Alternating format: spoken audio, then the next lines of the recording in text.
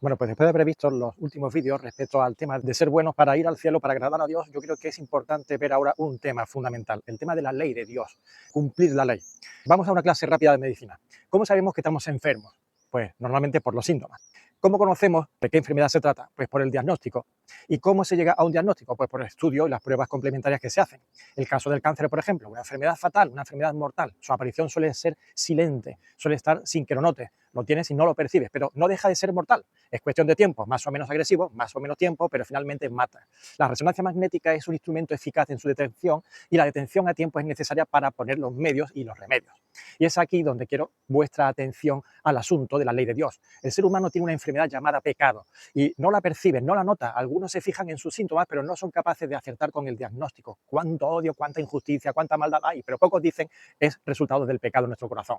Hay muchos intentos humanos por poner remedio, pero como sabemos en medicina, aliviar los síntomas no elimina la enfermedad. Educar desde niños es bueno, pero no es la solución.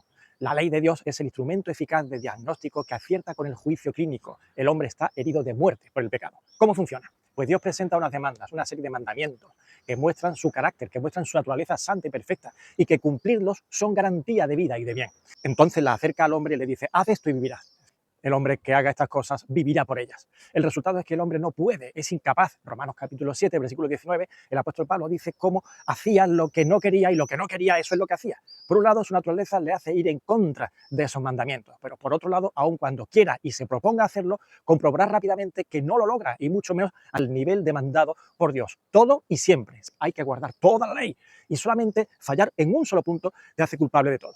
¿Qué encontramos? Pues que la ley no nos salva, que el hombre es incapaz de cumplir la ley, que el hombre tiene una enfermedad mortal llamada pecado, que el pecado es algo terriblemente grave. En Romanos 7:10 dice ayer que el mismo mandamiento que era para mi vida, a mí me resultó para muerte. Primera de Corintios, capítulo 15, versículo 56, dice que el poder del pecado es la ley. Entonces, ¿Dios no nos dio la ley para cumplirla?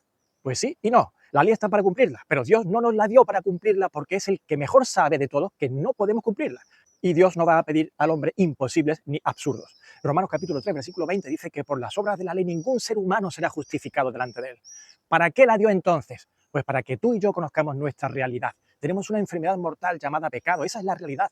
Y en la segunda parte de ese versículo dice que por medio de la ley es el conocimiento de pecado.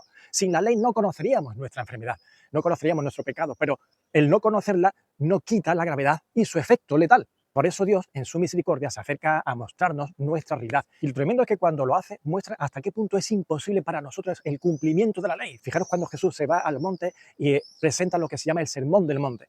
Allí muchas veces dice, oísteis que fue dicho, mas yo os digo. La ley decía esto, mas yo os digo. ¿Qué es lo que hacía el Señor? ¿Ablandar la ley? ¿Explicar simplemente la ley? No, poner la ley en el lugar que le corresponde, a un nivel sumamente elevado, al nivel de las exigencias de Dios. Si tú no matas, pero aborreces en tu mente, en tu corazón al hermano, para Dios es como si lo matases. Si tú no adulteras, pero codicias a una mujer en tu corazón, para Dios es como si fueses un adúltero. Así que hasta ese punto llegaba la exigencia santa de Dios para nosotros, para poder estar en su presencia y ser aceptados por Él algún día. ¿Quién puede hacer eso? Es imposible. Fijaros que el apóstol Pablo dice, yo pensaba que podía cumplirlo todo, pero encontré algo en la ley que me mató, que acabó conmigo, que me demostró lo inútil que era, y era la codicia. Yo puedo evitar robar, yo puedo evitar matar, yo puedo evitar adulterar. Lo que no puedo es la codicia, no puedo evitarla porque sale de dentro de mí, no son actos físicos. Y eso me demostró que había algo dentro de mí, instintivo, que salía de mí y que yo no podía controlar. Entonces, ¿qué sucede? ¿Qué podemos hacer? ¿Es que no hay solución?